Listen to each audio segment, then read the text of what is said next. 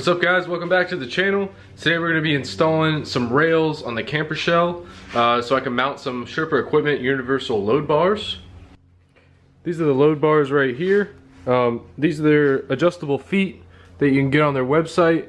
And then also their 80/20 aluminum extrusion bars you can get on their website. And these are going to basically bolt right to these rails. There's some slotted nuts that you slide in there and then it'll go through. But first we got to attach these rails to the camper shell, and getting some rails on your camper shell gives you a lot of options as far as mounting load bars go. I went with these because they're aluminum and strong and nice and simple and came from good company. These are the old load bars on my camper shell. There's just two bolts that went through the fiberglass, and actually remarkably strong. I've had a rooftop tent and an awning up there. They were up there for well over a year. Didn't see any signs of breaking or anything like that, but I just kind of, these mounts were kind of cobbed on there and I just kind of wanted something a little better. Alright, what you see here is you can see where the old feet were mounted front and back on both sides. Basically, instead of those feet, now there's going to be a rail on both sides that these threaded nuts can slide into, and then I can position these load bars however I like, you know, closer to the front, closer to the back. Depending on what you're loading up. We got our spots all cleaned up from our old rack. Luckily for me, I got these existing holes, so I know I can get them nice and straight. If you don't have the holes, if your truck has a gutter like this, like a Tacoma, you could line it up with that, or maybe take some measurements from the window to here, and that way you can make sure it's nice and straight. So the old one had 2 holes here, 2 holes there.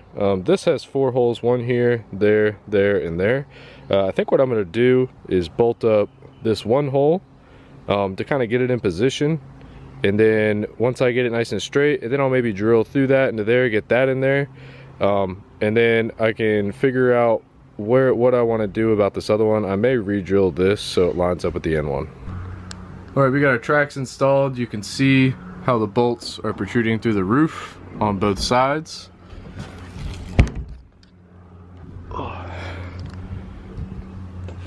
And then from up here, the hardware they gave me wasn't correct, so I used these long Phillips screws that I already had in the garage. I'm thinking I'm going to change those out one day, but I was already doing this and wanted to get it installed. I did end up using the last hole here to start it off. Then I lined it up, made sure it was straight. Pressed it down and had my buddy Jack hold it, and I drilled here and here, and we bolted it on.